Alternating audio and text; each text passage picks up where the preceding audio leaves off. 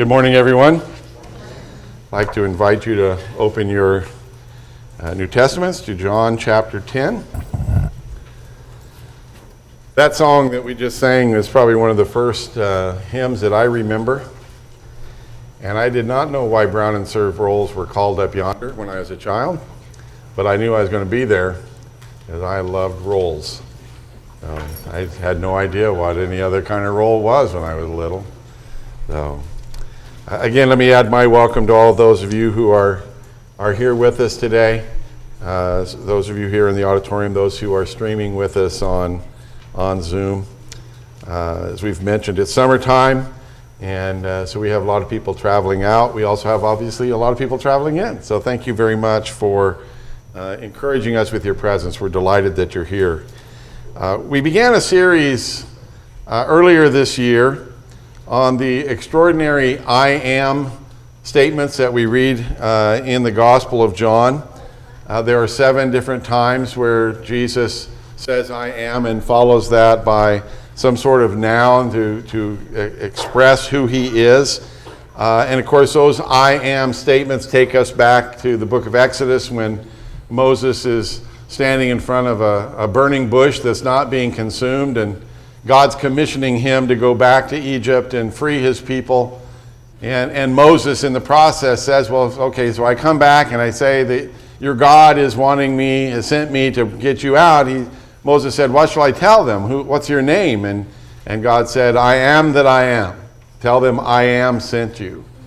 And really, if you're just reading that out, God is saying, I am Yahweh. I am the ever-present one, timeless, and always around. So when we look at John's record of the life of Jesus, which covers about 2 weeks is all of Jesus' life, and we recognize the purpose that he had for giving that and writing that, which is in John the 20th chapter. He said, there are many other things that Jesus did that aren't written in this book, but these are written that you might believe, and that you might believe that Jesus is the Christ, the Son of God, and that through believing you have life in his name. Everything John writes then, or the writer of the Gospel of John writes, is directed towards that goal. And so these 7 statements are equally pointing to this proposition that Jesus is the Christ, the Son of God. This lesson that we're looking at this morning is the third in this series. It's the third time that Jesus is going to use this I am. And it actually occurs in a context here of chapter 10 where he's going to use another I am statement, and that is, I am the good shepherd. But that's going to be our next lesson. So let's read John chapter 10 and read verses 7 through 10. Therefore Jesus said again, I tell you the truth. I am the gate for the sheep. All who ever came before me were thieves and robbers, but the sheep did not listen to them. I am the gate. Whoever enters through me will be saved. He will come in and go out and find pasture. So I've entitled the lesson this morning, I am the gate. Now some of your translations will have I am the door. I prefer gate. I'll explain that a little bit later on. But this whole idea of a shepherd and sheep and the sheepfold, and all, it's a very familiar word picture, especially for Jesus' audience there. Shepherds and flocks and folds were and are. We saw a number of shepherds and flocks when we were in Israel recently. And listen, we've mentioned over and over again that Jesus' statements that he makes like this are not made in a vacuum. They're not made separate and apart from any connection with anything else.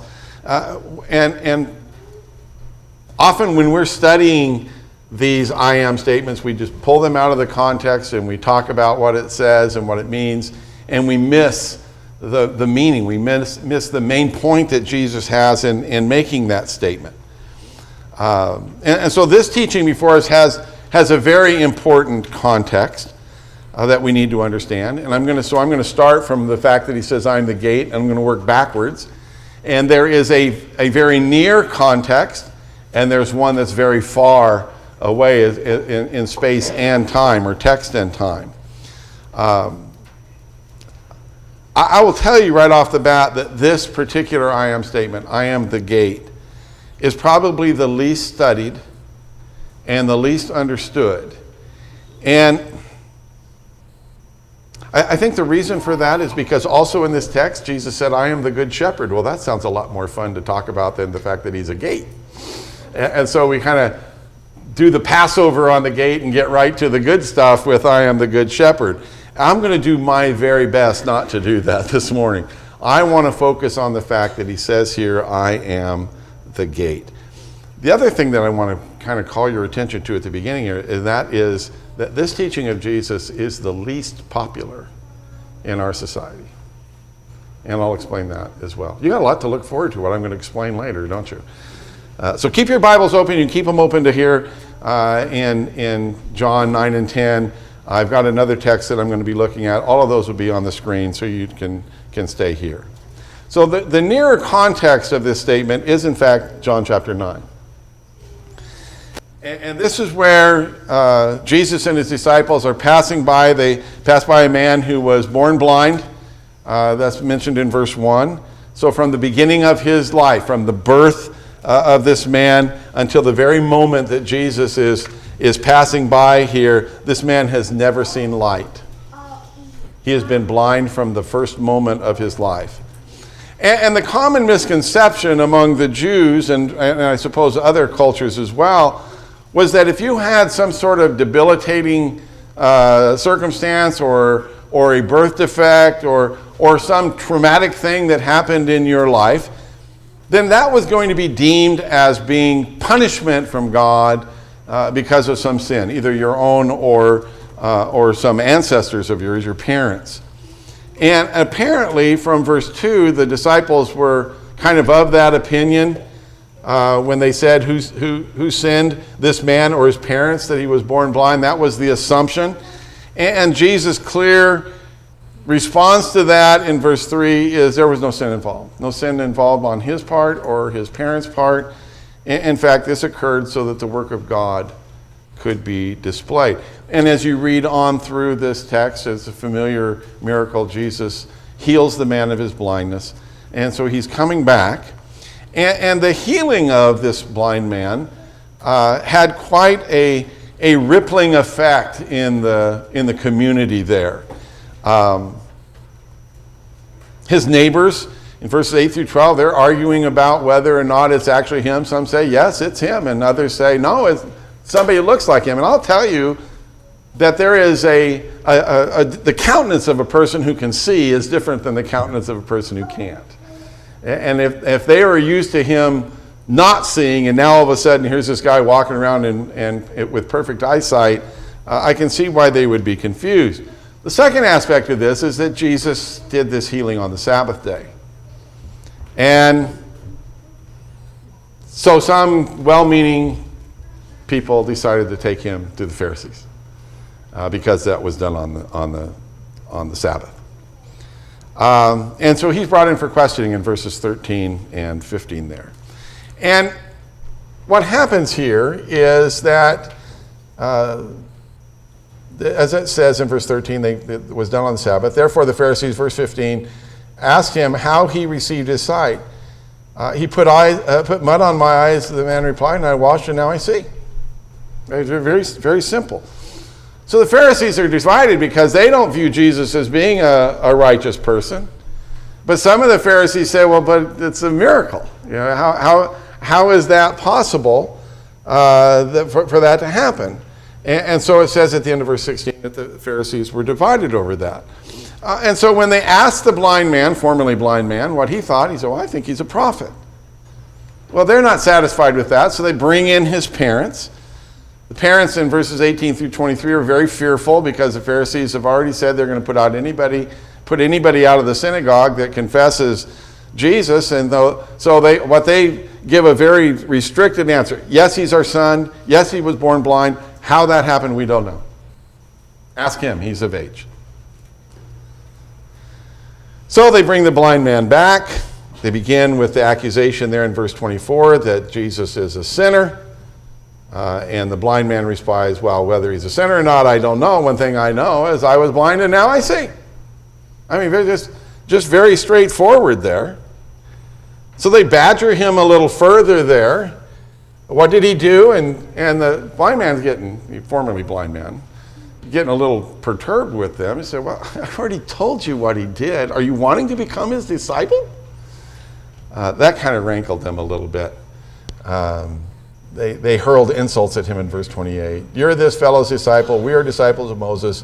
We know that God spoke to Moses, but as for this fellow, we don't even know where he comes from. We don't even know where he is.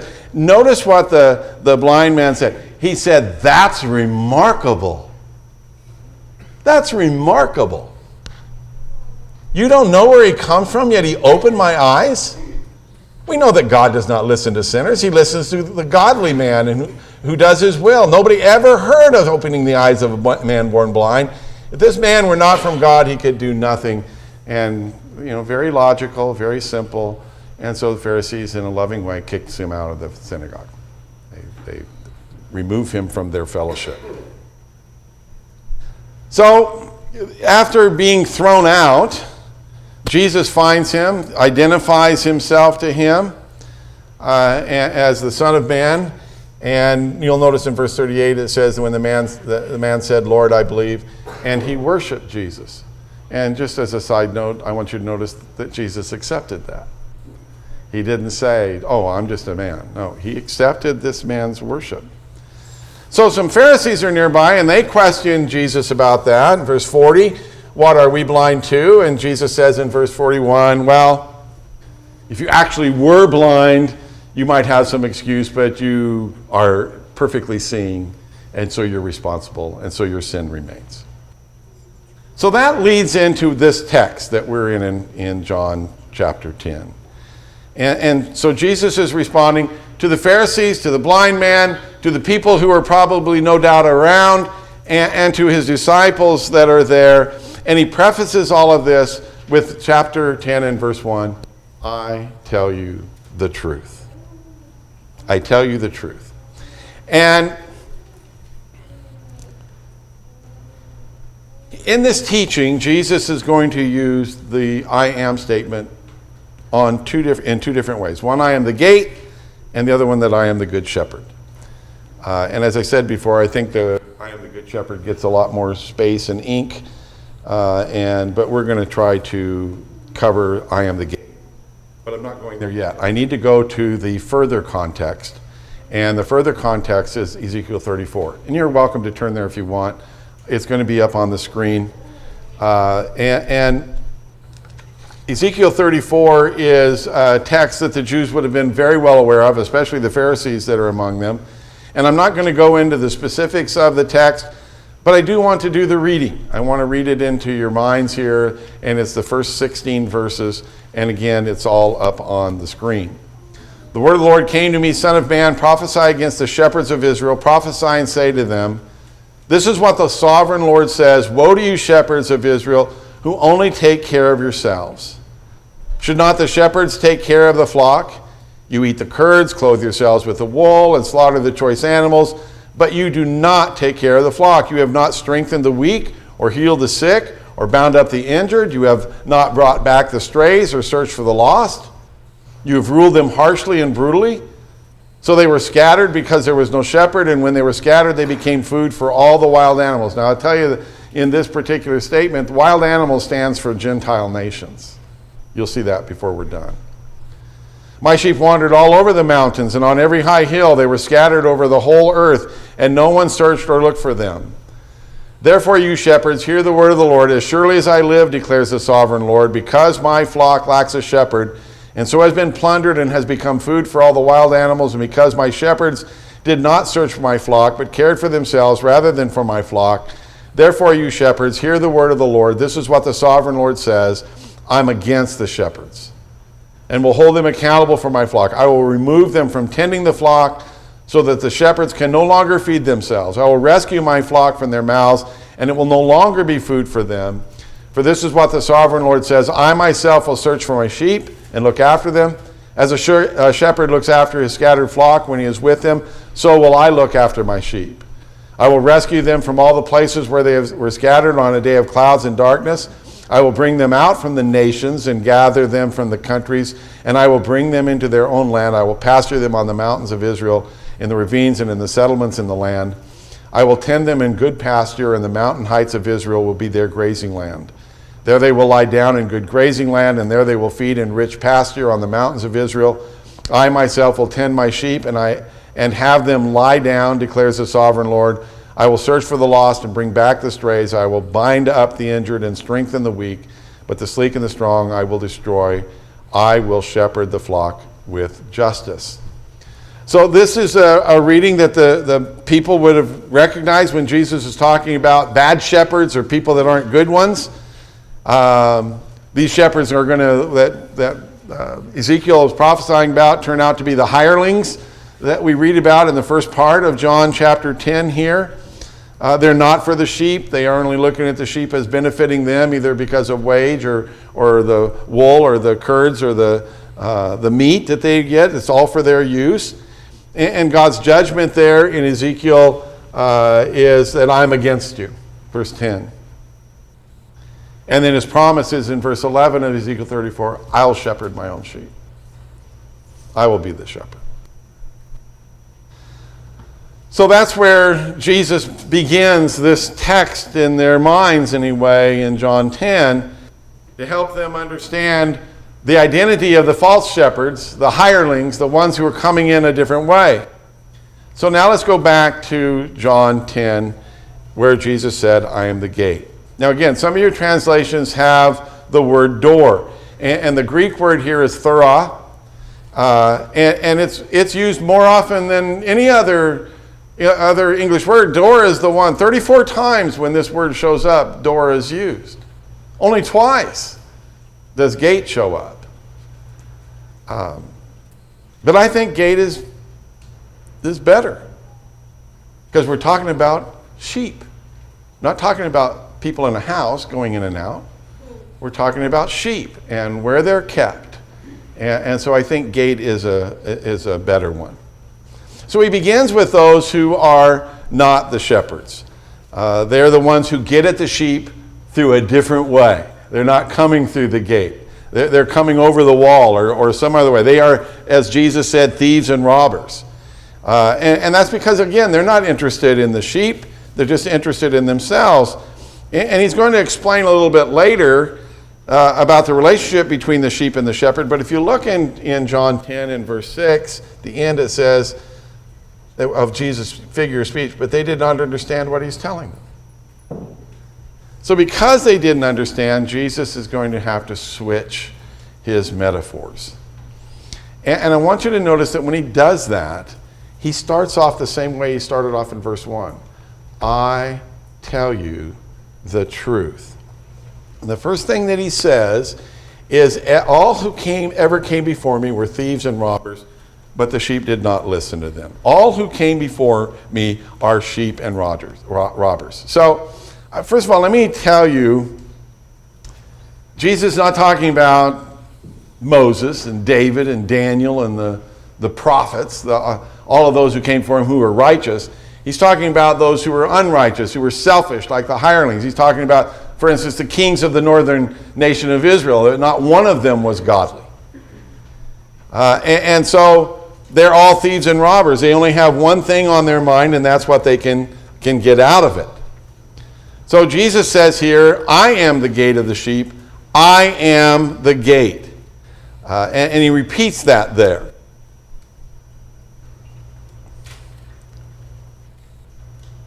I love the fact that he says, whoever comes through me will be saved. That's in verse 9. Listen, salvation to a sheep is pretty simple. You have this idyllic state of your travel from the sheepfold to the pasture and back again. And then you also have the safety of the pasture while you're feeding there. And listen, if you're a sheep, that's heaven. That's salvation. For you and I, it's the same. We need a shepherd. We want constant care and protection. And we want someone that we can trust for everything that we need. And the access here, obviously, is Jesus Christ. He's the only access. He's the gate. So let's make somewhere I got ahead of myself or I left something out.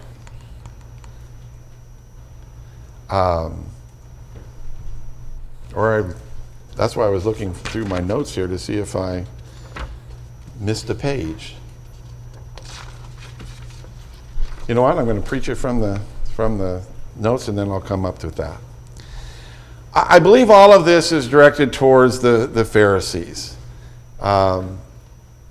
And what I have here is, first of all, switching metaphors. I'm the gate. When you think of gate, this is probably what you think of. And I think maybe it's that kind of gate that Jesus might have in mind there in verse 3, where he says the watchman opens the gate for him. But I think in this particular metaphor, Jesus is using a different gate. This is a sheepfold in Israel, and they're out in the open. There's no roof, but you can see that there's just one access, one opening into the sheepfold.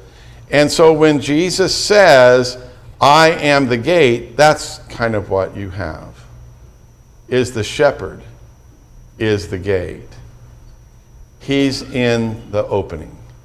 Nobody gets in or out except that it comes through him. He is the only entrance. He's there. So now I'm where I want to be. Okay, so let's make some applications here. First of all of this is directed at the Pharisees. The Pharisees are a kind of gate. Notice what Jesus said in verse 23 in the woes. He said, "Woe to you, teachers of the law and Pharisees, you hypocrites! You shut the door of the kingdom of heaven in people's faces. You yourselves do not enter, nor will you let those who enter who are trying to." So the Pharisees have kind of put themselves as the gatekeepers there, and they're so narrow that they shut the door in people's faces that are trying to get in. And even the worst part of it, they themselves do not use the door. They don't even go in. So obviously the Pharisees are not the way into a relationship with God. And Jesus is going to echo that later on, another study we'll do later in John chapter 14 verse 6, where Jesus said, "I am the way, the truth, and the life. No one comes to the Father except by me." Jesus said, "I am the true and living way. There's no other way except through me." Now, as I said at the beginning of our lesson today, this kind of teaching is not very popular in our culture. Our culture likes tolerance. It promotes tolerance and openness. To them, there are all kinds of ways to do anything, and especially religion. You can choose from any number of Eastern religions: Buddhism, Hinduism, Islam. You can choose perhaps Native American religion or African traditional religion. There are other cultic type groups, Mormons and Jehovah's Witnesses and Christian Scientists. There's even pagan groups and Wiccans and Satanists. And to our culture, you can choose any of those. In fact, I think our culture likes it even better when you take a little bit of this and a little bit of that, and you just kind of hodgepodge together your own little religion. And in that case, it's okay to take a little bit of Jesus. You can have a little bit of him and add it to your mixture there. But to say that he's the only way, that he is the gate, well, that's just a little bit too narrow for them and too restrictive. They claim that if you're sincere in whatever it is, any way that you choose is going to end up in a place of bliss. Now, you don't have to answer me, but I think that that's a pretty accurate view of our culture. So let me stop and let you consider some real problems with that mindset and with that mindset of tolerance and openness. Because I will tell you that sounds really nice, that you can have all of those choices and open up to them. But I also tell you that in and of itself creates anxiety. There's a nervousness that is felt when it's all left up to you to decide or for me to decide. Life then becomes like a massive jigsaw puzzle with all of the pieces there. I don't even have a picture of what it's supposed to look like when it's done, but it's my responsibility to put it together and make this life for myself. All of these options, but it's my responsibility to put them together. And I'll tell you what that ends up being. You feel like you have to study everything to decide on anything. Now, I'm going to give you 2 or 3 quick examples of that to try to illustrate that. Have you ever gone to the store when you've had a cold or a little bit of a flu and you go into that aisle, that says cold and flu? And that's what it looks like. I think that's Walgreens right there. And you've got this giant array of medicines and all of these choices. And I'll tell you, when I go there, I get anxious, especially when Robin has sent me to go get her something because she's not well enough to go out. And so I get the box out. First of all, I have the choice of gel or caplets or tablets or capsules or liquids or chewables, or you can even get stuff you just spray in your face, okay? And so then I start reading the box. Headache. Well, I didn't have one when I got here, but... And runny nose. Well, watery eyes. Well, they are moist. Cough and scratchy throat. Oh, maybe it's a little scratchy. Joint pain. What ends up happening is I go out with 4 or 5 boxes because I don't know which one is right. Or you go to a coffee shop with all of those, and I love this sign at a coffee shop because it is a tutorial that we all need when we go in there to figure out what it is we actually want. And then there's this. I don't know how many of you have been to Cheesecake Factory. Cheesecake Factory menu comes spiral bound. And spiral bound because there are so many options. So let me ask you,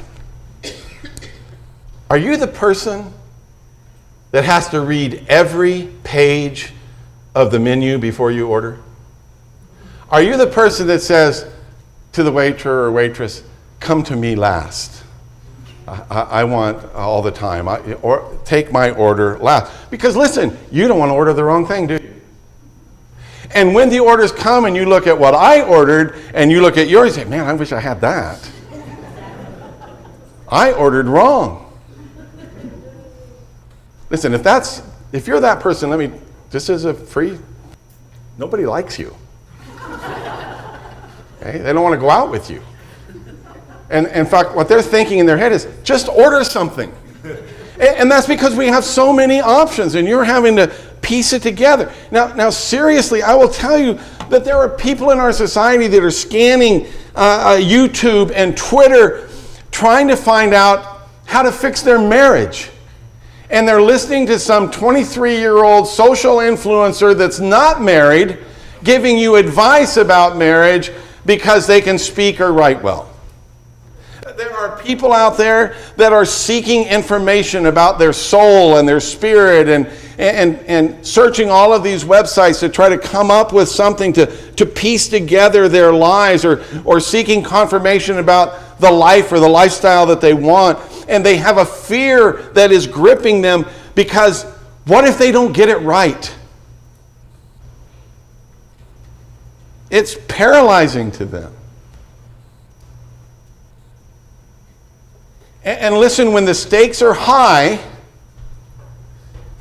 you want clear and singular direction. Listen, if you got cancer and you go to see the doctor, would you actually be satisfied if he or she said to you, well, we've got a lot of options here, so let's just take a bunch of different things and let's hodgepodge them together. Let's see how it works.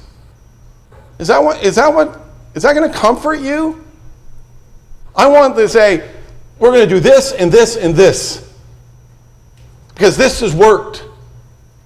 I don't want to just have a shotgun approach to my health care. And I have news for you. When the stakes are high, the stakes are high. You have one life. You have one soul. And you only get one shot at this. All of this openness and freewheeling creates tension, it creates angst, it creates fear. And listen carefully. When Jesus said, I am the gate, and later on when he said, I am the way, the truth, and the life, what he's basically saying is, you can rest and relax. I got this. I know the way to go. I'm the gate. If you want blessing, if you want life, it's through me. You can rest. And I will tell you, the world doesn't like that kind of restriction. They don't like that kind of exclusivity. And I will tell you that the world's plan for a tolerant lifestyle is turning out to be a complete failure. Our theoretically tolerant society isn't really very tolerant at all. Just look at how quickly you can be unfriended or disconnected or cut off if you say the wrong thing on the internet or social media. In fact, the world is only tolerant if you behave like it wants you to behave. If you say the right things and do the right things. And I'll have to tell you, oops, I went too far. That's not very tolerant. If I have to fit your bill, then that's not very tolerant.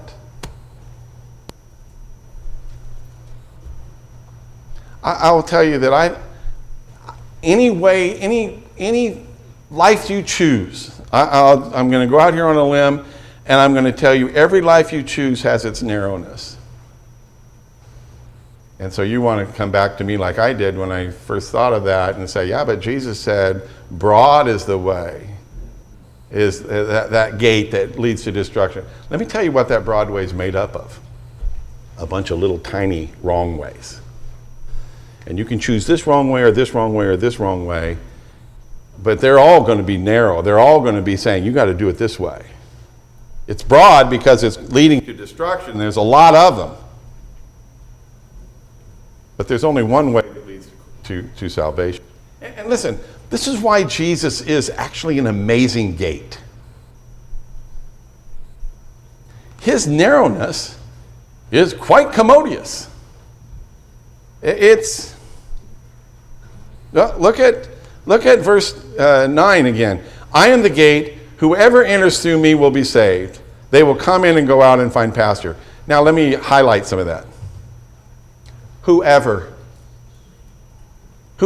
enters through me will be saved. Whoever desires to come after me can fall. Listen, it doesn't matter who you are. It doesn't matter what you were. It doesn't matter what you've done. It's a whosoever will proposition. So Jesus said, if you'll come through me and accept me and willing to follow me, you can come. And think about how tolerant that is. In his own group of apostles, he had a zealot and a publican. I mean, you can't get further apart politically than those two guys. They're welcome. They're welcome together. It doesn't matter if you're a man or a woman. It doesn't matter if you're a Jew or a Gentile. It doesn't matter if you're rich or poor. It doesn't matter if you're slave or free. It doesn't matter if you can consider yourself a good person or if you're a sinner. Come on in. Come through this gate. Whoever comes through this gate will be saved. You just have to come through me. And I'll show you the right way. Jesus prefaced verse 7 through 10, as he did 1 through 6, with this statement. I tell you the truth. You are not going to get that message from anybody else in our society today, especially in a society that doesn't even know if there is a truth. In fact, even denies that truth even exists. You're not going to get a promise that this is truth from anyone. And listen, we just memorialize. Jesus suffered and died on the cross for our sins. Let me put that another way. Jesus suffered and died on the cross because of your poor choices. You chose to do something that wasn't right. You chose to sin. And our choices have resulted in us being right where we are right now. We're all the product of all of our choices. I had a friend, I think I've used this illustration before, that was an alcoholic. I took him to 2 or 3 rehab places, and the last one that I knew of that he was in, they had an outing, and he was by himself, which was broken rule number 1. That was a bad choice. And he walked by this little saloon, and he walked in, and he thought, no, 1 drink won't hurt me. And then he was kicked out of the rehab. And the person told him, said, listen, you have a history of bad choices. You need to let someone else make your choices for you. That's what Jesus has done for us. Perhaps we need to listen to someone who knows.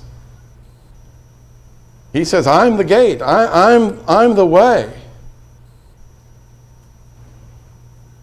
I will tell you that I have never, in all of my life, and it keeps creeping along longer and longer, I have never met a Christian who is near death or on their deathbed who ever said, I wish I'd made a different choice. I've never known of a Christian who rued the day they became a follower of Jesus Christ. And you have a lot of choices, but Jesus says, I am the gate. I was thinking about during the Lord's Supper, I turned over to Hebrews chapter 10. And now I'm looking for the passage here.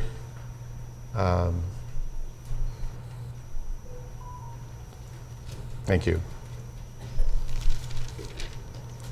Maybe it's chapter 9. Now obviously I can't find it.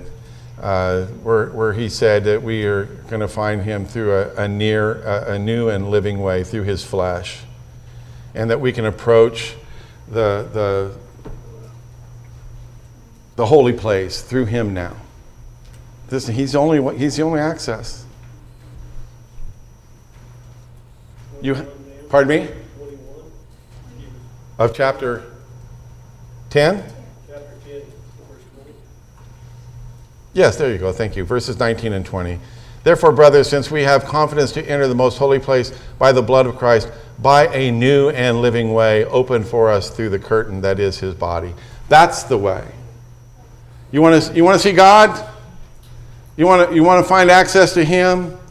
It's going to have to be through Jesus Christ. And I recognize you have lots of choices. And as I said before, they're all narrow. But only one of them leads to life.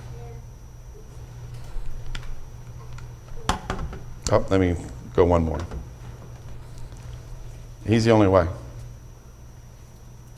And if you've been kind of hovering on the edge of making that decision, or, I don't know if I want to choose this way or not, I'm not telling you not to think about it. I obviously want you to think about it. Jesus is the one that said, count the cost. But don't put it off. Don't think that you have from now on to make that decision. As is often said, we don't have any day promised. You have today. And Jesus is standing there saying, come unto me, all you that labor and are heavy laden, and I'll give you rest. That's the world laboring out there, trying to find the right way. And he says, I'm the way. I'm the gate. So if we can help you, please come forward while we stand and sing. Sola Savior, thou art needing. Sola Savior, waits for thee. Hear his words of tender pleading. Hear his gracious come to me. He is calling, softly calling on thine ear. His voice is far.